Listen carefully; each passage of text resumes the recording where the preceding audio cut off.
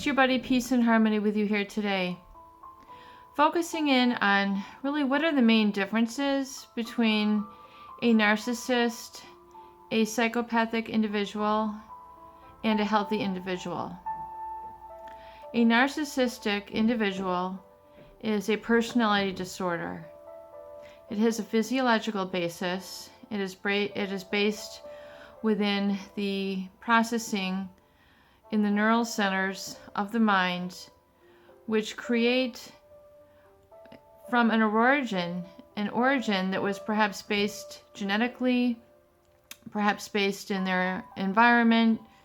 However, there's a physiological basis for the narcissist, which causes them to have a heightened sense of self-superiority and a lack of empathy.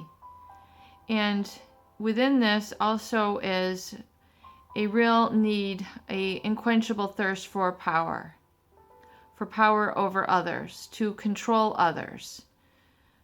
And sometimes this control can feel like support.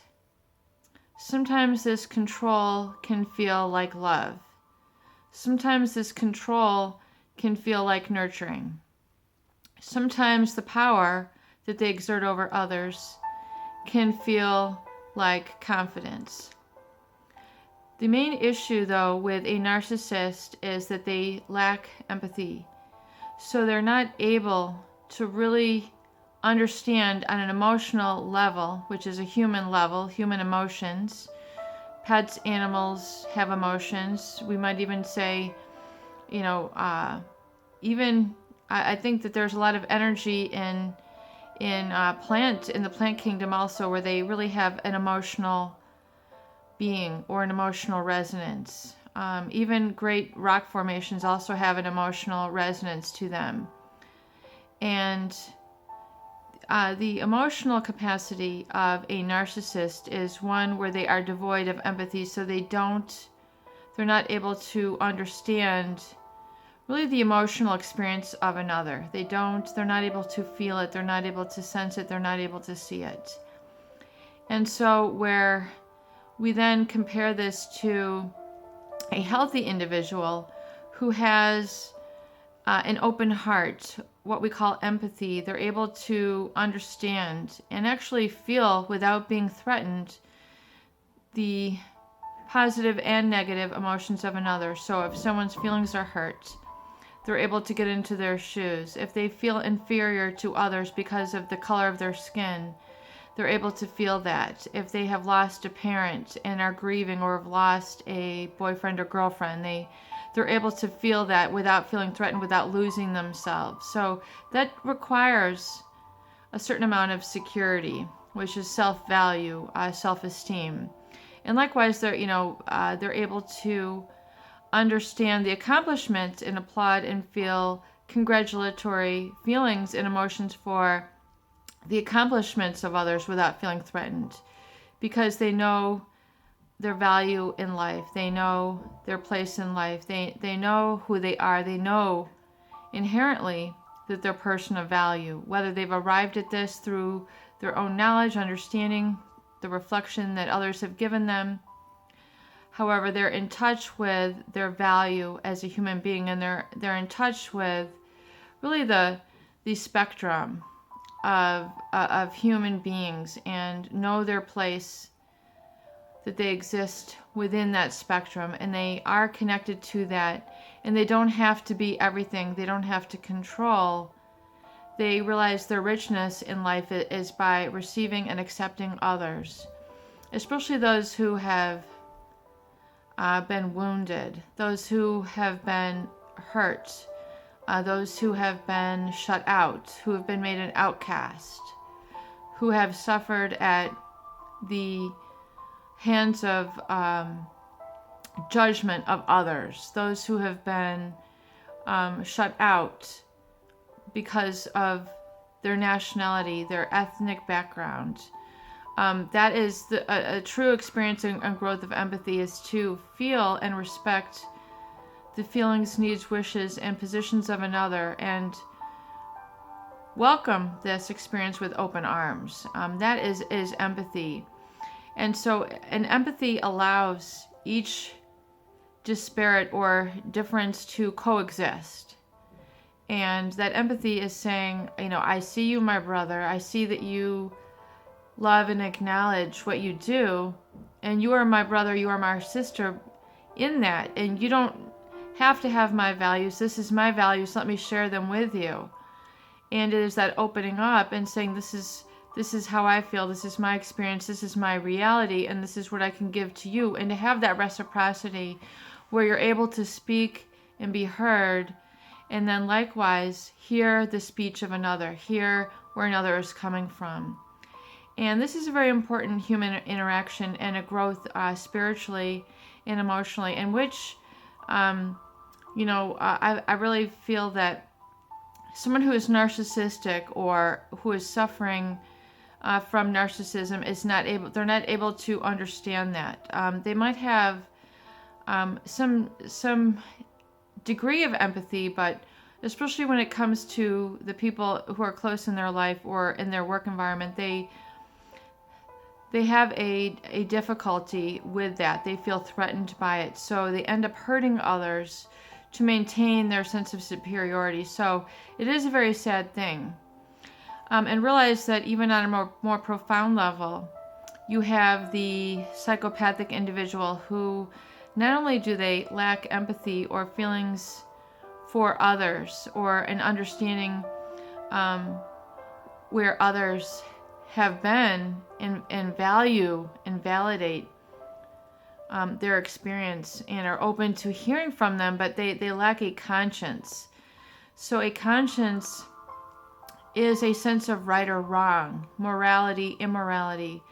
And because they lack a conscience, they're able to really take advantage of others in very profound and significant ways. And usually this taking advantage of is preying on them in literal and figurative ways. So they prey on others. They prey on the weaknesses of others. They're able to exploit them and hurt them. And that is the main aim of their relationship with others. So if we look at how this falls on a spectrum, I want you to understand that there are different types of people in the world, and that there are others who take advantage of others.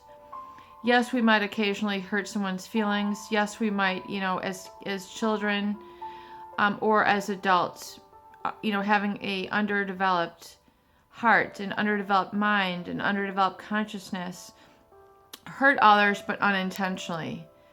And it is the intentional hurting that we see oftentimes in a psychopathic individual, and the intentional hurting that we see often in a narcissistic individual, where they will see more so somebody hurting and not do anything about it, or perpetuate that cycle of shaming, belittling, and that really true hurting of emotions, which is very difficult to explain what it's like to hurt somebody's feelings. So if you look at the bullying activity of another picking on another, that's in essence what the narcissist is doing, is they're picking on someone who has in their eyes a weakness or is less than, but oftentimes that weakness in the eyes of the narcissist is empathy, which is love, which is a connection